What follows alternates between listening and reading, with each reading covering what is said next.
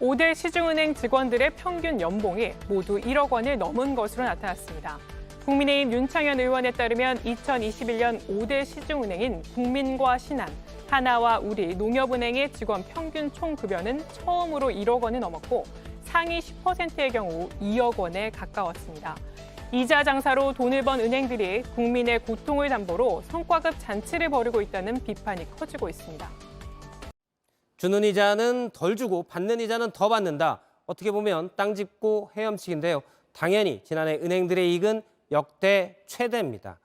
코로나19로 힘들었던 다른 산업과는 대조적인데요. 이렇게 번 돈으로 은행들 성과급도 최대라는데 김도훈 기자와 좀 더 살펴보겠습니다. 김 기자, 은행들이 지난해 벌기는 이제 어느 정도나 번 건가요?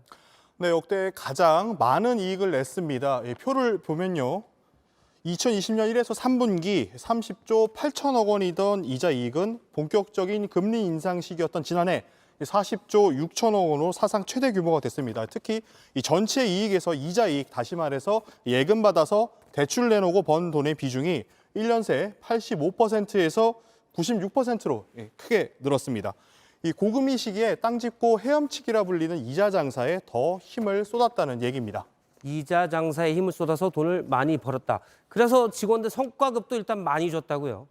네, 한번 볼까요? 기본급 기준이고요. 신한은행이 361%, 국민은 280%에 특별경력금 340만 원씩 따로 지급합니다. 농협은행은 기본급의 400%를 지급합니다. 이 세 은행 중에 한 곳에 다니는 11년 차 현직 과장급 직원 한 분의 예를 들어보겠습니다. 예. 기본급 350만 원을 기준으로 얼마를 받나 계산해 봤더니 신한이 약 1,263만 원, KB국민은 1,320만 원이고 농협이 1,400만 원으로 가장 많았습니다.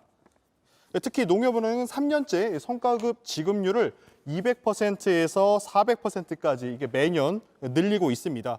이 물가 잡겠다고 한국은행이 기준금리 올리면서 고통받는 건 서민과 소상공인, 무주택자들인데 그 수혜를 다 은행이 가져가는 게 아니냐 이런 지적도 나옵니다.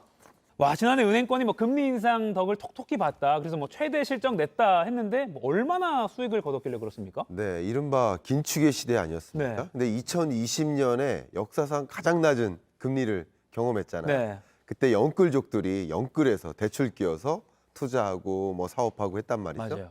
그때 대출 수요가 엄청나게 늘어났었어요. 2020년, 21년에. 네. 근데 우리나라 전체 이 가계부채에서 78.5%가 변동금리 대출자입니다. 아, 네네. 근데 22년 금리가 그렇게 오르면서 대출 금리가 계속 치솟았고 소위 이자 상환 부담이 우리 서민들 입장에서 가계 입장에서 부담이 많이 됐는데 사실상 그 금리가 올라가면서 예대 마진이라고 하죠. 네. 그게 은행의 수익 아니겠습니까? 저도 기여했습니다. 그렇습니다. 보시는 것처럼 금융사의 역대 실적이요. 2021년에도 굉장히 높았는데 네. 22년에 다 하나같이 껑충 뛰었습니다. 그러네요. 그러니까 단기 순이익이 이렇게 증가한 것은 물론 저축금리도 올라갔지만 대출금리도 올라가면서 대출금리와 저축금리의 차, 이게 수익 아니겠습니까? 네. 차이가 벌어진 겁니다.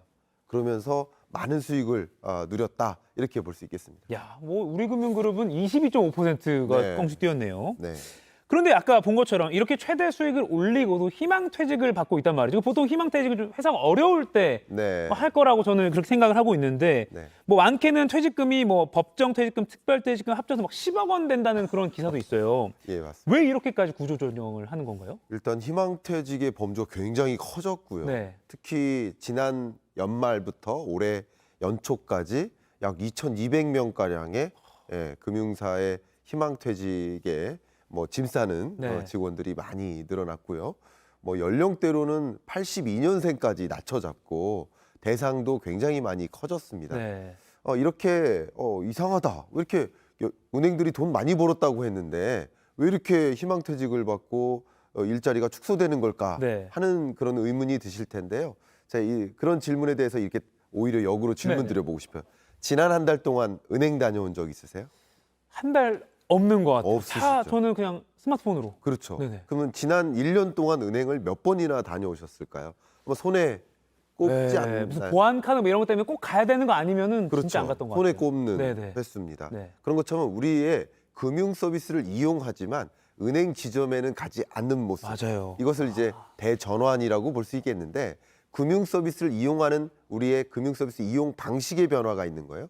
보시는 것처럼 대면 금융 서비스, 우리가 입출금을 할 때 대면으로 이용하는 비중은 지난 2005년 26%였는데 네. 최근에 5%로 떨어졌고요.